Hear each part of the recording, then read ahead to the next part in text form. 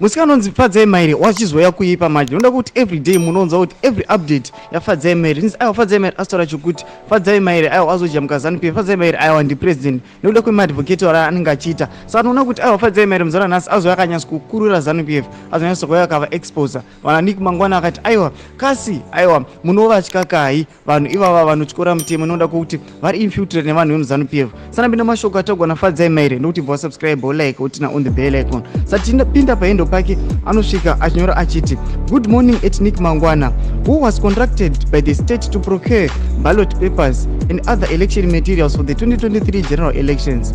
Are the allegations contained in this news article true? Is the government at all concerned with the alleged stink of corruption that hangs over the procurement transactions, or is your information department too scared to comment because powerful political elites are alleged involved? We need new leaders. Anobva atacha aiwa headline renewspaper kanzi chivayo hijacks $40 million.